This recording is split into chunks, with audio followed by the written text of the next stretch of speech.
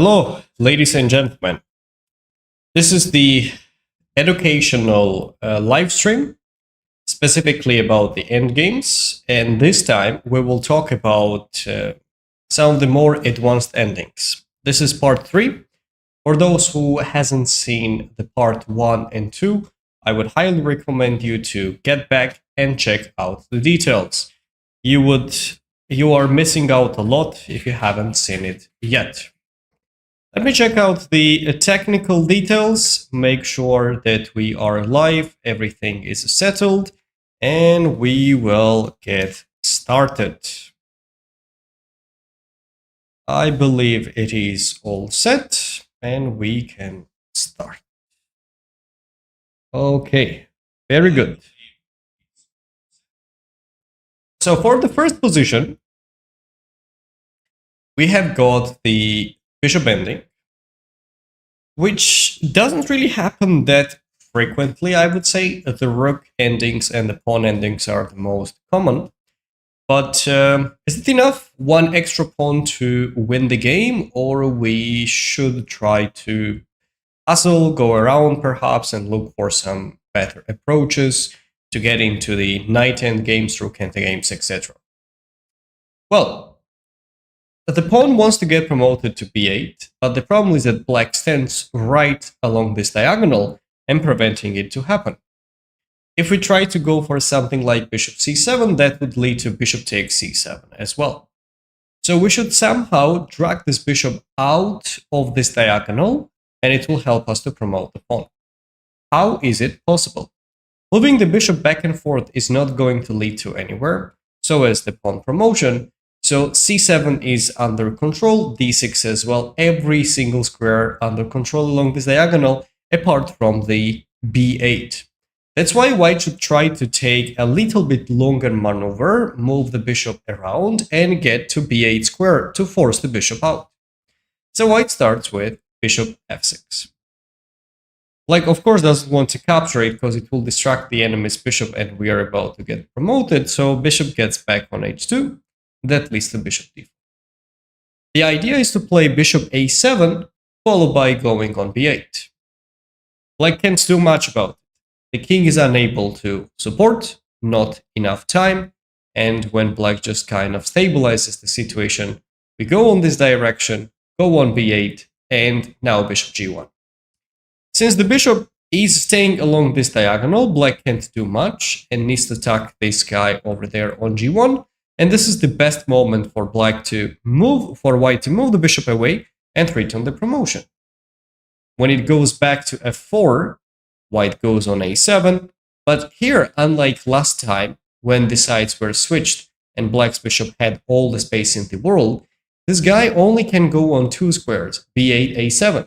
That's why white uses this distraction method, plays bishop e3, and there is not much black can do about it. If the bishop takes on e3, that leads to pawn promotion. Otherwise, white attacks the bishop, and that's it, 1-0. Quite a challenging one, but after you know a couple of tricks, you will understand exactly how to play this type of positions. Moving on to the next example. Again, we are facing the bishop endgames, but this time we need to look at it from black's perspective. White wants to promote the d-pawn to the queen. And in this kind of situations with the central pawn, it's different because defending bishop can move diagonally in 2 directions for at least 4 squares. Unlike last time when the bishop stood on a7 and could only go on these 2 squares or standing over there, when it is more centralized, both of these diagonal are quite long, meaning that it would only support the weaker side, in this case black pieces, to put the bishop into the comfortable position which is not getting attacked. So what is white's general idea? Of course, if we just stay and put a bishop on c7, white would love to go for bishop d8, not bishop f4, because it's not going to change anything. We will still be staying along this diagonal and that's it. But if white tucks the bishop back on d8, we can go bishop to f4. Now, if bishop goes on this direction, we go on c7. But when this guy goes here, the problem is that after bishop g5, white has this beautiful maneuver bishop b4, followed by getting to e7, challenging its counterpart, and black can't do much the moment the bishop leaves this diagonal white is promoting, and it is just due to poor placement of the enemy's king, which should be standing on e6 in order to cover up the e7 square. That's why instead of that, the best possible shot is to play king d5. As soon as possible, black needs to maneuver the king on e6 square to control the e7 as well. And why it is important, we already have seen it. It's not like white can try to challenge it. King e7 would do nothing because it is directly against the bishop standing on d8. So let's say white attacks it back, we go on f2, and after going on a5, bishop h4, covering up the d8 outpost. And this time, if white wants to try this maneuver, we have got king e6. Exactly in time we are putting it, so our opponent has no chance whatsoever to do something. White can try to go around on this direction, but we will literally do the same, go bishop f2, bishop b6, and there is nothing happening in the future. Next example. Okay, we have the pawn end. Both of the side has one pawn, and this actually is something what we call the mind squares. What does it mean? It is quite obvious that white would like to go for a king d6, keep the e5 pawn guarded, and capture the pawn on e6 as well. We definitely wouldn't mind doing such thing. But it's not possible at the moment because the first one to reach to d6 or f5 square surprisingly loses the game. So let's say we go for it. Black responds with king f5, protects the pawn on e6 and attacking on e5. This is what we call Zugzwang. It is a German word and means the situation when you don't want it to be your move. Basically, let's say it is black to move, but black doesn't want it to be their move. The reason is that they have to play something which is quite bad. There is no other good way to do against it. So, in this situation, it is white to move, and they must move the king away, which will lose the pawn on e5, and so is the game. On the other hand, if it is black to move in the current situation, black can't move the king away because of the pawn being lost on e6. So what do we do in this scenario? We go with king d7 first. We force black to bring the king on f5 to guard the pawn, because there is no other way, we're about to capture it, and when that happens, we go king d6. And well, we end up facing this similar situation, but unlike the last position, this time we are attacking the pawn on e6 at the same time, and it is black to move. That actually changes absolutely everything. So what is black going to do? If the king goes away on g5, we're happy to take it. Potentially king g6 is probably the best shot, but we're happy to take on e6, and there is not much black can do about it. Thank you for useful content. It's my pleasure. Thanks for being with us. Next example. We have got the pawn ending, and as we spoke about the Zugzwang, the situation when you don't want it to be your move or your opponent's move, it is exactly the same scenario. Now, we ended up in the situation where if white's king moves somewhere, black is about to take the pawn on h4, and if black's king moves somewhere, we're going to take on g4. So it all comes down to these pawns. If we end up in the situation when all the pawns are kind of locked up and it is black to move, we win the game.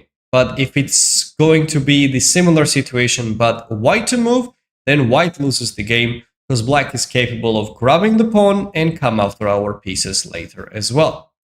Well, what should we do in the situations? We should carefully calculate how many moves have we got and try to put black into tough situation. Usually in these occasions, I would recommend you to simply calculate it. There are no specific rules which exist. And let's have a look at it. 3 candidate options, right? b3, b4, or a4. b4 is very easy to refute because black responds with b5, but none of the pawns can go forward. Okay, a4, b takes f4, we are going to lose the game. And if we try to move the king up, there is going to be king h4 with a terrible situation. So b4 doesn't work. How about we try and go for b3? Well, the problem is that black plays a6. And usually if you get the symmetrical pawn structure, whoever's move is loses the game. This is how it goes. There are no exceptions, by the way. So after a6, for example, if b4, there is going to be b5. So that's why, what is the only move what we have left in this position with the white pieces? Anyone, any thought in chat? Let me know.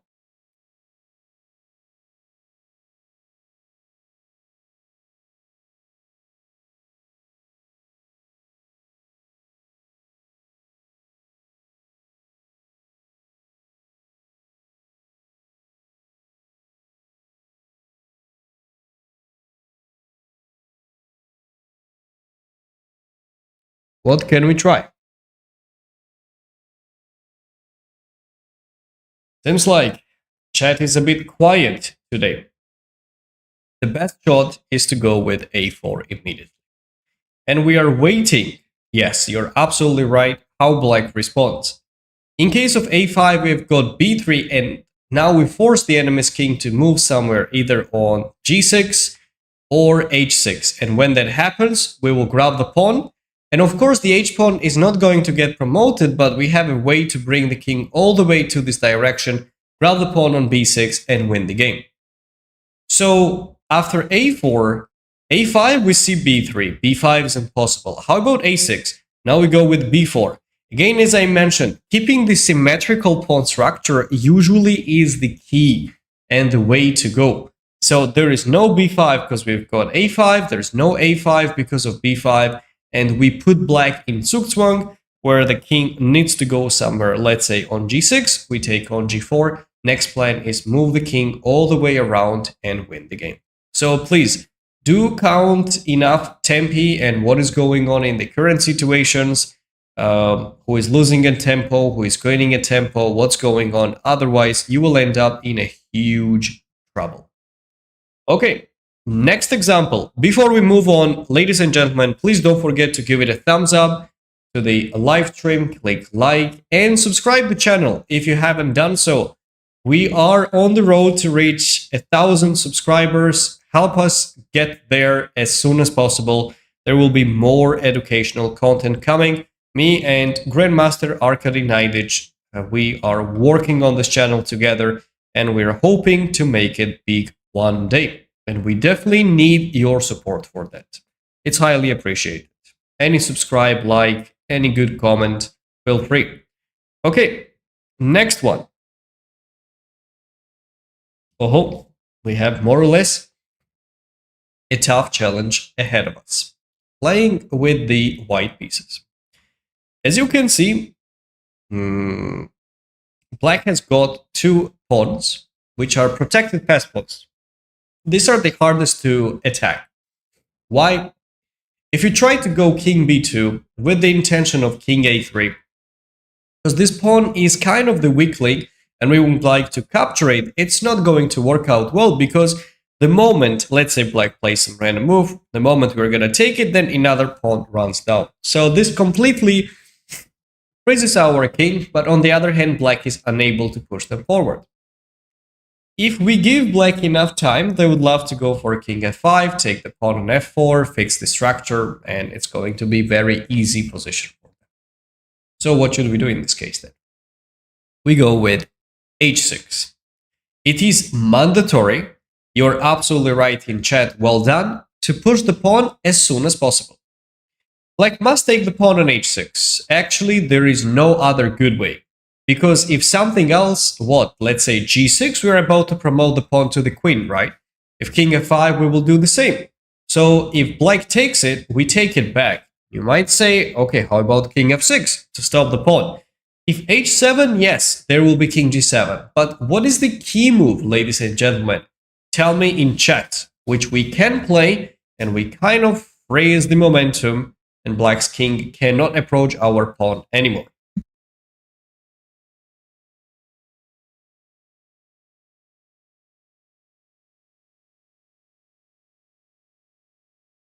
f5. You are absolutely right. Well done. We go with f5, and what's going on? Look, we phrase the king on the place, and it is called a box. And at the same time, it is a zugzwang. If black takes on f5, we are about to promote the pawn to the queen. Otherwise, the king cannot approach the pawn. If, let's say, it goes on e7, we will play h7, h8, and white wins the game without difficulties. Because black is in zugzwang, king can't move. If the pawn starts running down the board, we are going to capture all of it, and this pawn will just get promoted. Sooner or later, black runs out of the moves, and white wins the game. That's it. Simple as that. Okay, next example. But before I do it, I saw the comment, quite an interesting one. As a 1300 rated player, is learning endgame tactics the way to go? I'll tell you. You need to know some basic endgames, the stuff whatever we are covering. I wouldn't recommend you to go into a lot of depth about the endings by yourself, especially without any coaching or some useful material that you can just cover it. It's better to focus on the calculation process, maybe check some tactical ideas for the middle games, etc. An endgame comes a bit later. In my opinion, you shouldn't really start working on the end games up until you have roughly 1400, maybe 1500 into the depth I'm talking about, because most of the time you're going to win the games much faster rather than reaching the end game, so you don't have to go through a lot of depth and so on. Okay, next example. We have got another pawn ending, but this time it is black to move. And this is so educational that I've seen something similar in my own games. I remember back in the day, and I noticed one thing that it is actually possible to win that game, even though I quickly made this decision to grab the pawn on h4 and start running down. I understood that after king h4, there comes king g6, and the pawn is under attack on f6. If we go for f5 with the intention of running down the board as soon as possible, white has got a beautiful motive. Not h5, because this is going to get captured. King g6. And what is king g6 doing? It actually attacks the pawn and supports h5 at the same time. What do I mean? Probably you have a question. Well, the catch is that if, let's say, king h4, there is king f5, and if f4, h5, and we are actually in time for the white pieces to promote to the queen, depends on the situation. Sometimes the queens might be on the board, but it's not the end of the world. But in this case, it is going to be a draw. There is no way black can fight for the win. Okay, so f5 doesn't work. King h4 doesn't work. Well, it seems like it's just a draw, right? I mean, come on. There is king g6 coming up. And what should we do? And in the chat, Simplement 724 is absolutely right. So as Husam, a lot of you guys are pointing out the best moves. I like it. Well done. Actually, black has got now king h5. It's such a classy move. We don't take the pawn. We prevent king g6. The pawn is not going anywhere. And guess who is going to get promoted first? The f-pawn. We are running down the board without white having any decent chances, and this game is simply over. There is not much white can do about it. Maybe king g7, f5, and we know that this pawn is running down very fast without any survival for white. All right, the next example. Well done to everyone in chat. Extremely good calculation process. Okay, looking at it from white's perspective, and just to understand, this pawn goes into this direction. Now our opponent just gave us a check on h5. So we have got the rook ending, rook, specifically rook versus pawn. In these occasions, what black wants to do is to bring the king closer somehow, chase the king away in case we decide to go for a king b6, and slowly but steadily win against the a pawn. Well, I would say the most logical move in this position, especially for our pawn push to support, is to bring the king on b6. Who wouldn't have done something like that? It's so natural, and it's very unclear how black is planning to proceed farther. But guess what? This is a mistake. And this is a huge mistake at the same time. Okay, why? Because black goes king c4. Obviously, we need to push the pawn forward, and that leads to rook h6 check. And when the king goes down, there comes king b5. And after a7, check, we must go on b8, and there is king b6. We have seen this theoretical position several times, especially during these educational streams. Black wants to play rook h8. White can promote the pawn into the knight, but right after king c6, it's game over. We know that the knight promoted in the corner is just lost. So let's say if white goes knight c7, we're going to take it. So is knight b6 followed by king b6. If king c8 is going to be mate. Okay. King b6 being a mistake. Are you sure that that's it? Okay, then we are losing, right? Because this is the most logical approach to play. Actually, rather than supporting your pawn to promotion, surprisingly, white has to play king b4. We don't want to allow the king to enter into the game, and that's why king b6 was a mistake, because it was so easy. This is what we call a shouldering technique. Like you put the shoulder with the king and not letting the counterpart to get there. Usually that rarely works if the pawn is not about to get promoted, but there is one big problem. Black can't do much about this pawn. If black decides to go on this direction to stop the pawn, it's going to waste a lot of time that white can start marching the pawn forward, goes there, king b5, and if we do calculate the amount of moves black needs actually to reach that position, they're one tempo short and white is promoting. If rook b1, we can go king c8 and that's it. So black, okay, plays king d4, but after a6, what's the plan? a7 is coming. If we go rook h8, the king is running down the board on b7 and that's it. So the best possible defensive resource for black right now to cover up the pawn not running to the queen is by the rank attack, and especially from the back rank. But it's not happening at the moment. How? Not enough time. If we go here, king b5 immediately, and black can't make it work. Okay, king d5 then, right? Like, why not? White actually has two ways to make a draw, but a7 is the most principal continuation, forcing the rook to go back and king b5. As long as we don't let this king to get closer, that's it. White is winning. Oh, white is making a draw, sorry. King b6, king b7. Let's say d6, b6. The rook move changes absolutely nothing. We will go over there, and the pawn is unstoppable. I know, this move looks so weird. And probably you're wondering, who would play king b4 in this situation? You would play king b4. Because you're checking out WeChess educational content. And give it a like if you like the stream, or subscribe the channel if you haven't done so. Many educational content coming. So pay attention, ladies and gentlemen. King b4, amazing option. Just don't let the king in. If that happens, we are in big trouble. But in this case, not anymore. Next example. Okay, that's a really nice one. Playing with the white pieces, and black's pawn goes down on a1. As we can see, our king is 1 light years away from the pawn, which usually is quite a challenge.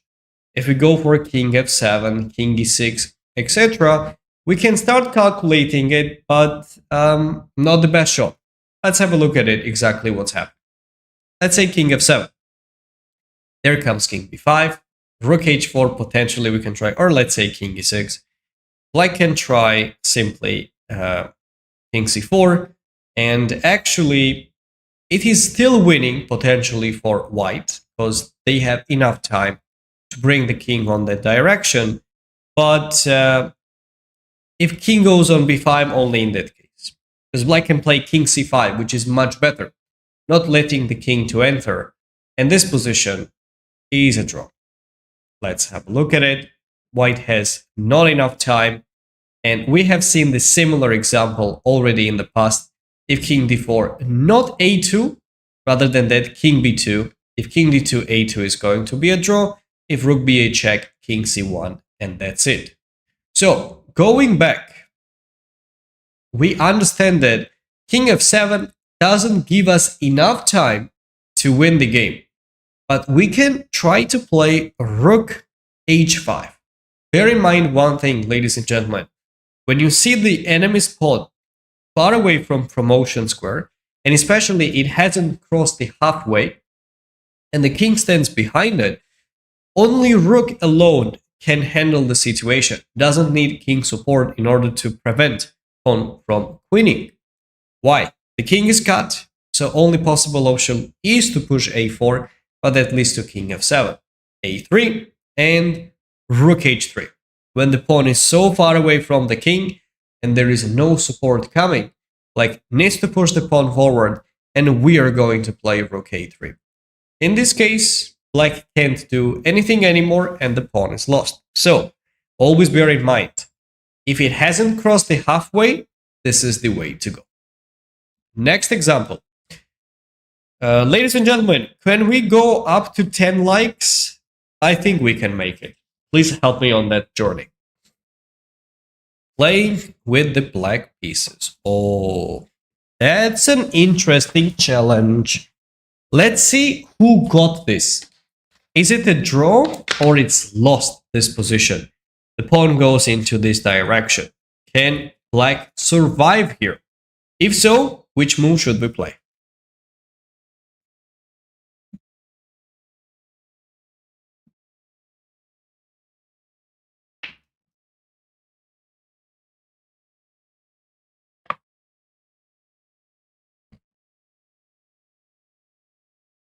So it is not possible, basically. King h8 is recommended in chat, as I see. There is another comment that there is no way to survive. Seems like he already had this kind of situation. You know what? We actually can save this position. It is a possibility. And if you're wondering how, yeah, let me show you. Actually, black can play right away king to h8 rather than going on g8. Why king h8? If king g8 or king h6, just g7, pawn is getting promoted. If we go king g8, there is g7. And if we go up, king f7, and the pawn gets promoted. Well, do we have any other way? Yes, we can actually use a stalemate trick and go on h8. And we are putting the king into the opposition as well. A logical move would have been to play king f7, but that actually just doesn't work because it's a stalemate. And if white pushes the pawn on g7, we go with king to g8. And there is only king g6, and white can't make a progress anymore. That's why king h8 here actually makes a draw. Well done, everyone in chat, whoever figured it out. Good job. Next example. We have got another pawn ending where white has an extra pawn, and it's important to know how to play this type of situations. But it is black to move, which might change something. First, let's have a look at some logical approaches. For example, we go for king to c5 and trying to get to b4, a3, etc., capture the pawns and win the game. Well, we know that life isn't as simple as it looks, because let's say we go for a king to c5, what's going to happen next? We would love to go for a king b4, but it's not happening at the moment because white plays a3. Well, if we try a4, it's an interesting approach, but there comes b4. Protected passed pawn will not be enough to guarantee white a draw or something like that. King c4 would lead to king d6. It is worth it to calculate this variation, but at the end of the day, we clearly see that we are not even in time. White promotes with the check, and our pawn stands on a3. If it would have been on a2, that's a completely different scenario. But we have seen already in the past in which moments it is okay, and in which moments it's a terrible idea to have a pawn like that. Going back, okay, what else can we try then? Maybe we can try to stand like that, but it also doesn't work because of king d4. White tries to approach our pawn, and when this moment comes, white has this extra tempo, unfortunately, which we can't do much about against. If king goes on d6, there comes king b5. If king b6, we are getting outflanked. At some point, we need to lose this momentum, and white's king is approaching the pawn, will capture it sooner or later, and we have got nothing at all at the end of the day. So this is not the position we would like to do. Okay, then, what else do we have? Actually, black has got such an amazing idea, a4. Okay, well, b takes a4 is a terrible, because black would just play king b6, go on a5, we start grabbing the pawns, and even if we fail to do so, extra a pawn is not decisive to win the game, even with the king's support, as long as we're covering the promotion square with the king. Okay, then, how about king d4? That also looks bad because we can take it, and after pawn takes, go with king b5. Threat is king b4, king c3, king c5. We already know that if the pawn is quite far away from the promotion square, even if it stands in front of the king or next to the king, it's going to be a simple draw. In this case, white cannot try to maneuver the pieces and trick us at the end of the day. It will just end up with a draw. Getting back. Okay, after a4, how about b4? That actually looks cool, because if king b5, a3, it leads to this similar position what we spoke about, and we saw that the pawn is getting promoted. But after b4, what do you think, ladies and gentlemen? What is the best possible continuation for black right now? Let me know in chat, and while you're thinking, give it a thumbs up. Let's go up to 20 likes, break the records. I believe 17 likes was all-time record for our streams. I have your hope. I know we can do it on this stream. Give it a thumbs up, please. Highly appreciate it. And meanwhile, tell me what to do. It does look like we are actually losing. But is it true, though? Maybe we have some good ways to do something. White really wants to play a3 as soon as possible, right? That is true. So what have we got? You're absolutely right. a3, bravo, everyone. We want to prevent a3 from white side, so we throw the pawn ourselves and planning to bring the king up on b5, attack the pawn on b4. So white is trying to hold it. We go here, king c3, and it does look like that's it. I'm going to play king b3, but we go king a4. Guess what? After king c4, it's a stalemate. Nothing white can do about it. If something like b5, we are going to take it. And king goes there, extra a pawn changes nothing.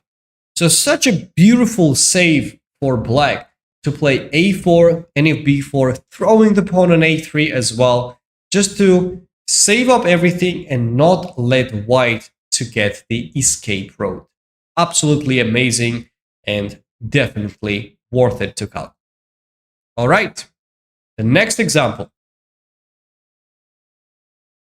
Okay. It is black to move in this situation.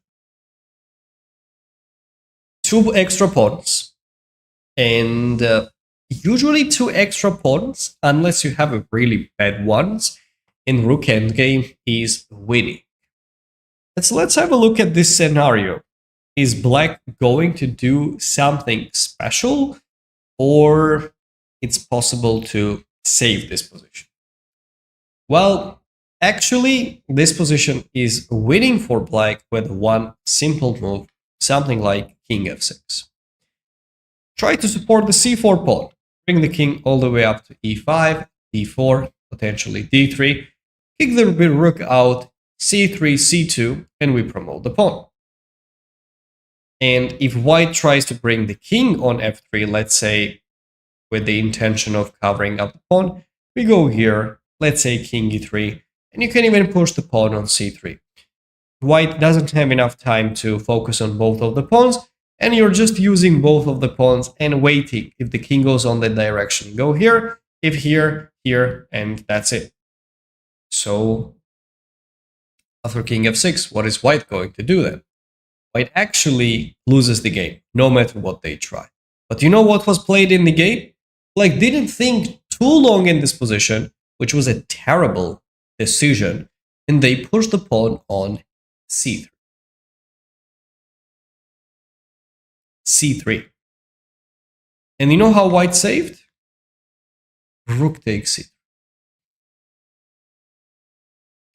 Black can't take it. It's a stalemate. No squares for the king, and all of a sudden it ends up with a draw. Quite surprising. And if black just moves the rook away with the extra g-pawn, especially when the pawn is blockaded by the king, no way to make a progress. It's a draw. So yeah, I know it is a surprising situation, but it is what it is. And c3 was a terrible mistake, and we should not really try it at all. Well, as I mentioned, my cat Sakura is always interested in the Endgames, and she wants to join us again as well. You know what her goal is? You probably all know about Agat Matur's dog. She really is looking forward to beat Agat Matur's dog one day, and she's actually training seriously for it.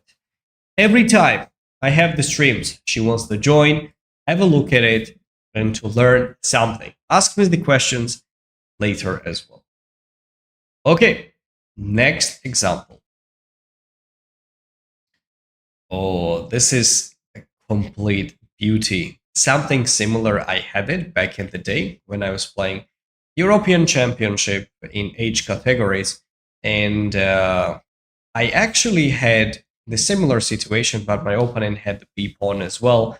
And with the same fashion, my opponent managed to hold the draw. I was quite disappointed, but there was nothing I could do about it at that time. Black is 2 pawns down. If the bishops get traded or the rooks, this position should be lost. But there is one detail. Since we have the light squared bishops, if white only ends up with an extra h-pawn, this cannot get promoted because of the fact that it's a wrong colored bishop, and white will have difficulties getting to h8 square. Okay, but what does it change? I mean, it's still far away to discuss about it, right? Come on, like we have the situation where we have got just the bishops on the board, the rooks are also there as well, and it doesn't look like the situation is getting easier anytime. So, well, the difference here, ladies and gentlemen, is that if we manage to trade off the rooks properly, we actually have a chance to survive. Rook a1 check was played, and after rook f1, rook takes f1 and king takes f1. Just curious, who is capable of finding the combination for black right now? What should black do? That's a tough one. I'm warning you, actually. It's not easy by any means, but I do believe in my audience that you can find the best possible continuation. What do we have?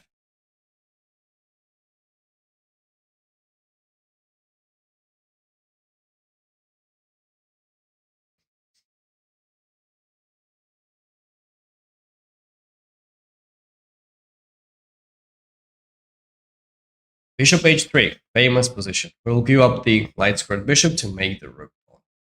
Yes, indeed. Is there no sound, ladies and gentlemen? Or can you hear me well?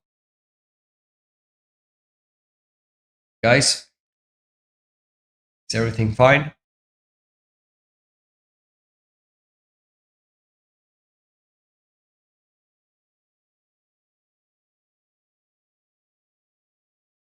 You can hear me? Okay, then I guess Gabon chess, try to maybe refresh it, perhaps, and it's going to be fine. Seems like it's on your end. Yes, okay, you can hear me. Very good. So moving on.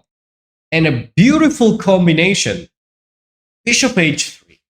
It's such a nice move, and if it saves you especially, this makes it even more epic to play. We would love to take the pawn on g2. And what is white going to do?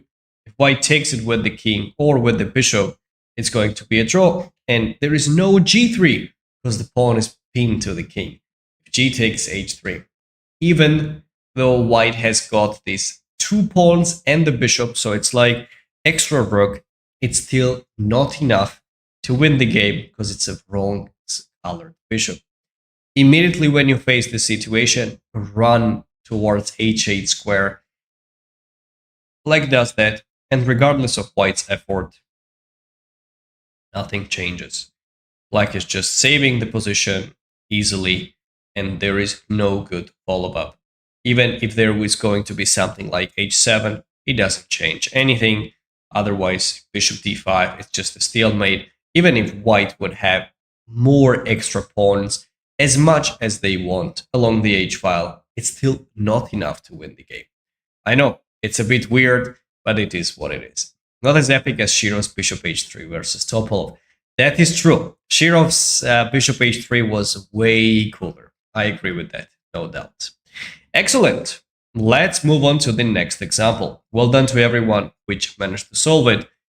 And we have another interesting example, looking at it from Black's perspective. This is Max Uwe's study, which is a world champion in front of us.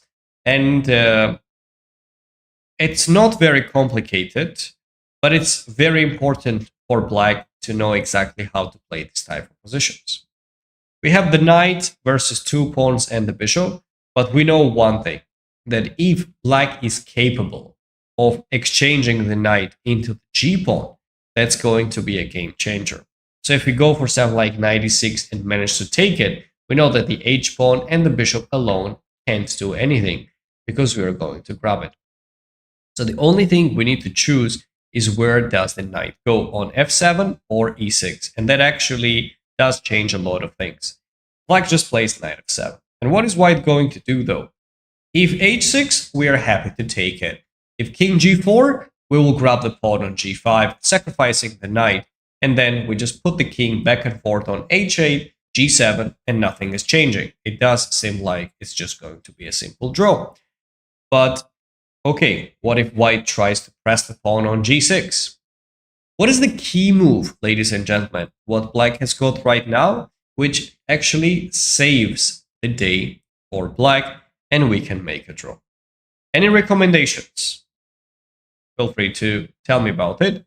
Give it a thumbs up, ladies and gentlemen. Go up to 20 likes. I know we can do that. And subscribe the channel if you haven't done so. It's very important on early stages. King h8, 95, important. White doesn't have bishop d3. You are absolutely right. We need to bring the knight all the way to e5 and not on h8. Why? If you go on knight e5, we attack the pawn on g6, and there is no bishop d3. Because if you go knight h8, there's going to be bishop d3. And I'm not certain if we still can make a draw. Probably it still might be a draw, because we have this knight f7. We can't take it there because pawn takes it. And with the g-pawn, we can't mess up, guys. We need to have something different occasion. So that's why here, in these situations, after g6, 95 is significantly better because we're attacking the pawn while preventing bishop d3 ideas. Knight is covering up, and there is no good way for white to proceed further. Let's say king f4, knight takes g6, we trade off everything, and Black makes a draw. Next example. Well, we have two double pawns along the b file. Is it usually winning or it's going to be a draw? Anyone, any thoughts, ladies and gentlemen? How should we be playing this type of positions? First, write it in chat if you think it's winning or it should be a draw. This is something which needs to be determined first.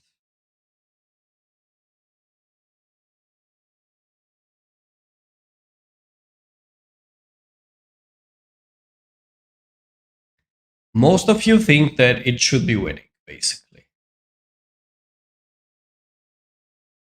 You're absolutely right. In this position is winning because we have got two extra pawns, and usually how it goes is that we need to give up one of them. So we know that if we have one pawn and it stands next to the king, it depends on the occasion firmly. If white has enough time and we put black's king into the Zugzwang and we use the opposition to promote it. But here, with the two extra pawns, it's just winning. And white starts with b7. It's logical. Black responds with king a7. But the trick here is that if we go for b6, king goes on b8, and we actually can't make a progress. Believe it or not, there's no good way, because black is covering up all the key squares.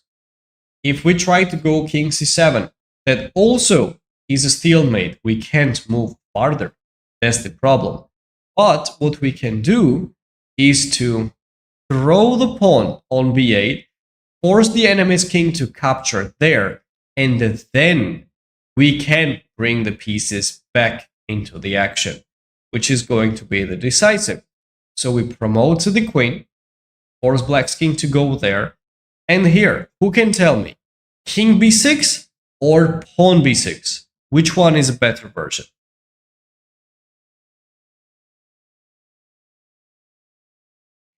Which one is better?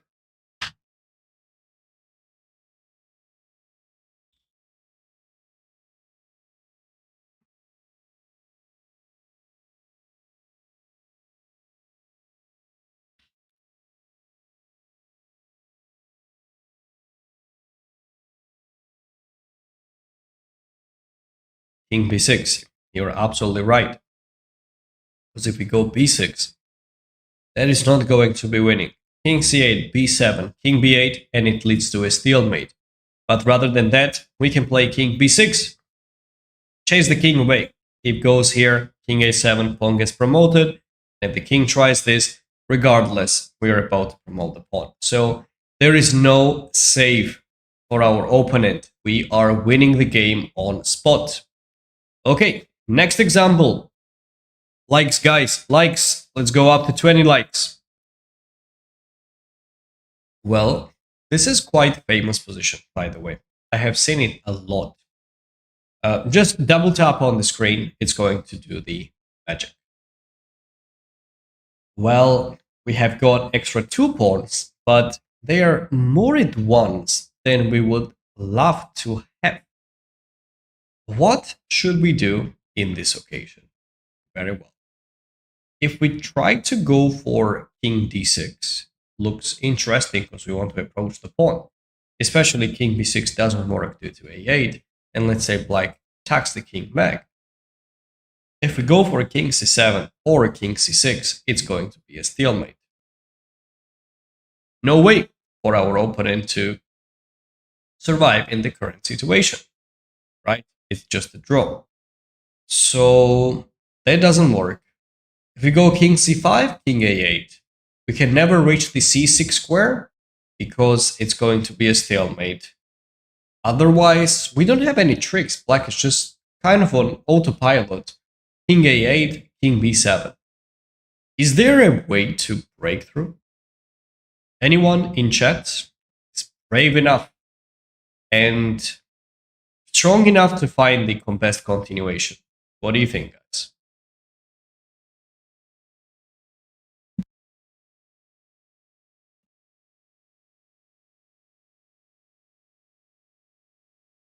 a8, king takes a8, and king c6. Yes, you are absolutely right. White needs to throw the pawn away and force the enemy's king to leave the b7 outpost. This is absolutely mandatory. And whenever we do that, king is going to take it, and that leads to king c6. White wants to go for b7 on the next move, and what comes next? If king goes on b8, which is the only move, we will push the pawn forward, and after king a7, go king c7. And what happens next? We are going to promote it without any difficulties. So sometimes the situations what you're facing might look like a fortress, but it's never a fortress when it comes to having two extra pawns. Next example, we have got again protected passed pawn on f6, which is extremely powerful in the situations. Can we win the game? Well, let's figure it out. What if white plays f7? Well, the king will be taking it. What black does is they are kind of trying to keep the king more or less centralized. And then, if we go into the wrong direction, like f7 or something, they want to stop. One of the most natural looking move would be to play king d4, especially after the fact that we know king f5 would lead to f7. If black goes into passive defense, we can seize the momentum and start activating the king. But black plays king d6. If we go king c4, king e6. And when we try to approach the king, look what is happening. King d6 and king f8. And this is the weirdest moment that if we go king d7, king f7, king e6, king e8, and we can't push with king f6, it's going to be a stalemate. Okay. So chasing the king from that angle doesn't work because black goes king f7, king f8.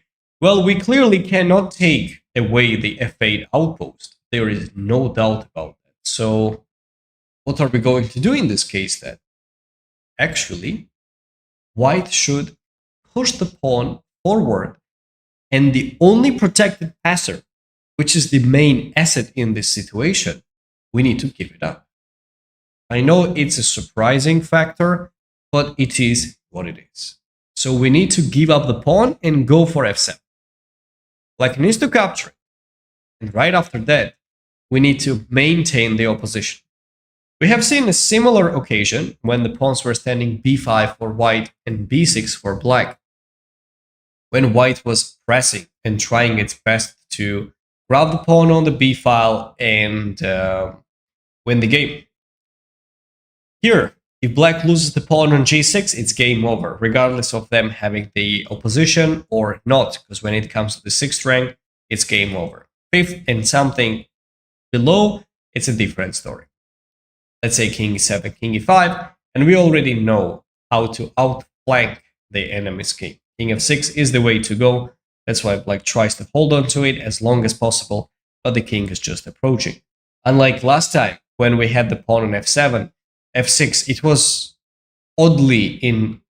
it was very odd that it was helping the opponent. Come on, like, how does it help the opponent? But it does. So, after king d6, king f8, king goes on e6, trying to approach on f6, g6 square, king comes up, and we go here. And what is going to happen next? King f6, g6, and when the king goes down, we go here. And when it comes here, we go king f7 as well. Later, we would like to grab the pawn on g6, and black can't do much, because we're going to take on g6, king g8, king h6, and the pawn is getting promoted. Easily, no defense anymore. So yeah, I know your first reaction probably, this is something you want to hold on to with your life, but sometimes it's better to give it up. Surprisingly, that's the best possible continuation what we could have got here. Okay, next example. We have a couple of more left for this stream. Playing with the white pieces, we have the rook endgame with an extra pawn. I believe, since you have seen this pawn ending, what usually happens, I wouldn't be surprised if you find the best possible continuation here. We have got Rook f8. If you're wondering why not something like King d6, well, this is still winning, but there are some checks coming, which are a little bit annoying, and you need to really hustle to get out of these problems. Okay, then how about Rook f8? What does it do? Well, we already know the pawn ending. Knowledge is power, ladies and gentlemen, and this is not an exception. After Rook f8, if black takes it, we are going to take it back with the pawn, promote to the queen, and when the king takes, because this is mandatory, otherwise we are promoting on e8. Here, we get similar position what we just spoke about. After king f7, king d7, let's say g8, e7, we are getting closer, and we know that this is just winning. King h8 here, here, and here. One question. Do we go king f6 or king h6? Which one? Chat, let me know.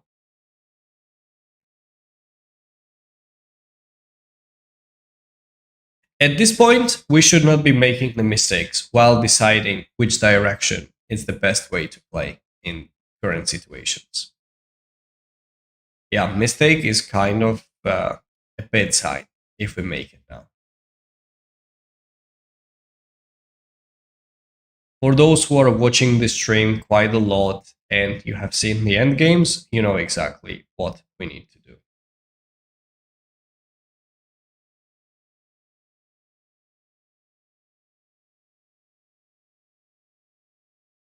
Yes, you are absolutely right. The king needs to go on h6. This is by far the best. What happens next? After king h6, if black goes king f7, we're going to play king h7. And the pawn is getting promoted. If the king goes on h8, we have g6, here g7, forcing the king to leave this nice outpost from g8. We bring the king up, promote the pawn. Going back, why is king f6 a mistake? Well, the winning plan is way longer, because after that, black is about to play king h7. And if we go g6, this is a grave mistake. King h8 is going to make a draw. King f7 is a stalemate. And if this is just winning, of course. But if g7 now, it again leads to a stalemate. It's not going to work. So, all right then. King h6, always, when it comes to the knight pawns, please pay attention. Always choose the side from the corner. King doesn't care if it reaches on h7 or f7 as the key square in order to accelerate the pawn push and get promoted. But sometimes you might mess up and make a draw. So always choose the side which is the closest to the corner for your king to move it away. Next example. Playing with the white pieces. Well, we have an extra a pawn, not extra a pawn, let's say outside passer, which we know has a lot of value in regular situations. But when the bishops are on the board, it is still quite good, but it might not be the best of all. So how should we play in the current situation? Well, it's time to push the pawn forward and go for the promotion. First, we need to move the bishop away. The best possible option is to go bishop c3. Why?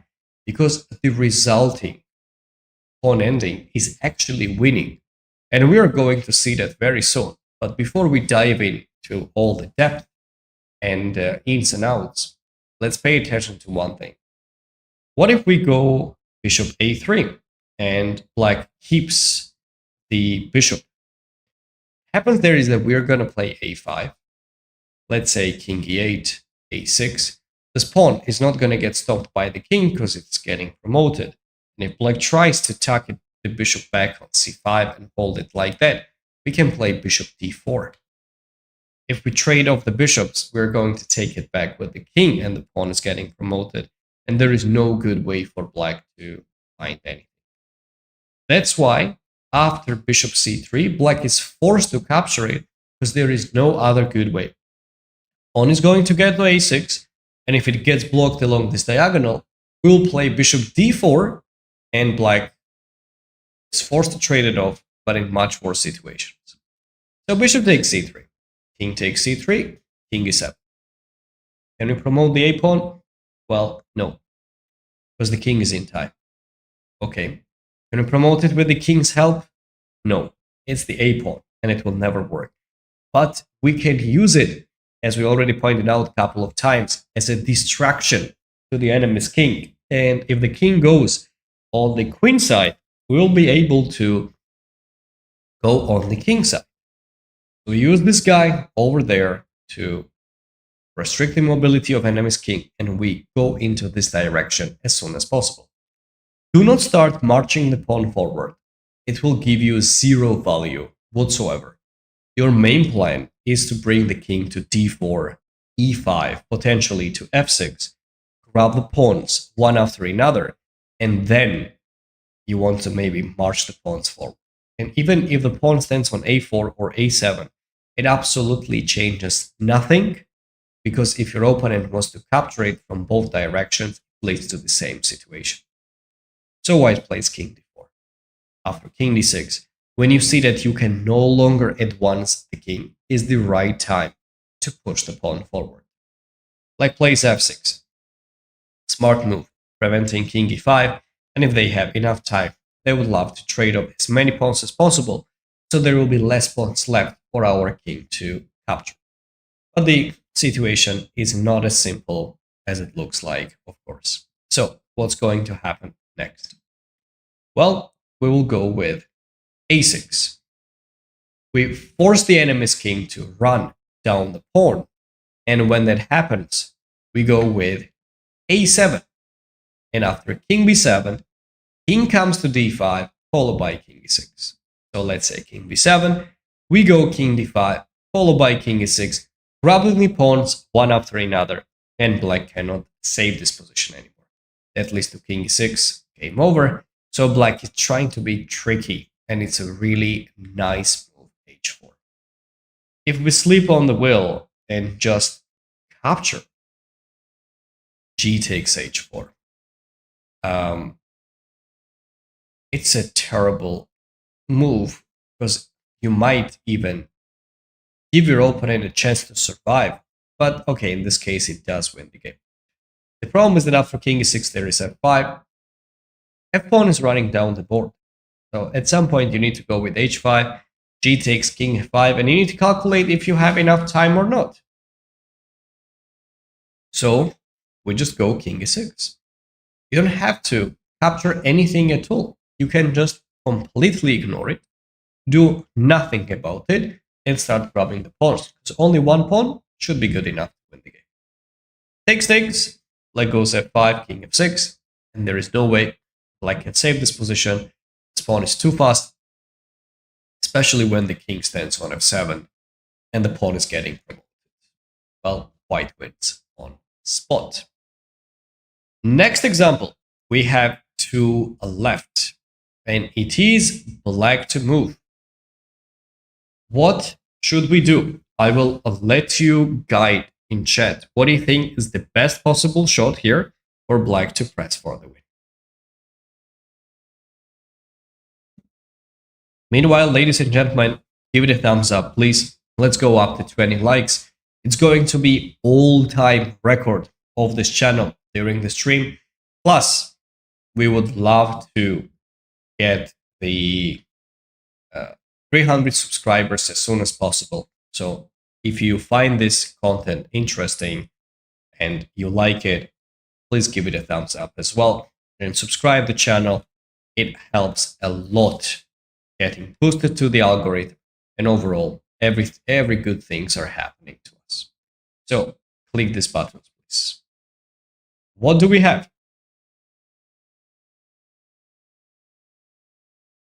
Any good ways?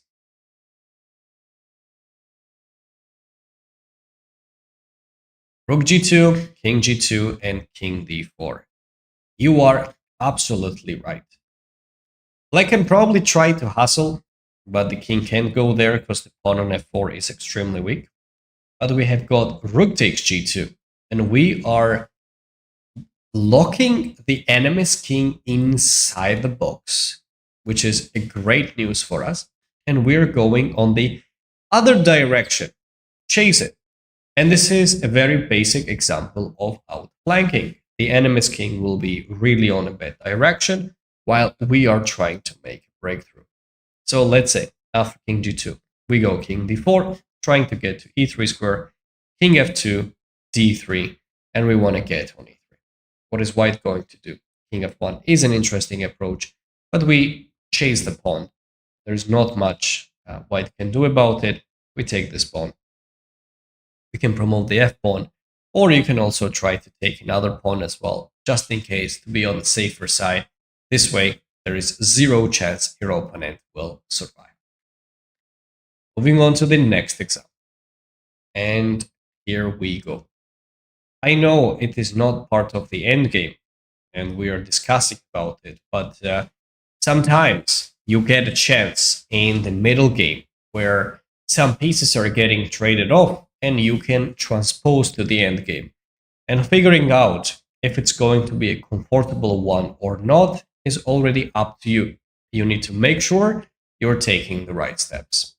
And here, actually, we can make it work.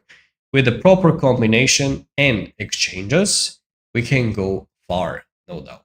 So, rook takes c7. Queen has to take it, no other way. We go on knight c5 check. Doesn't matter where the king goes on b8 or b6. Regardless, we are going to take the queen.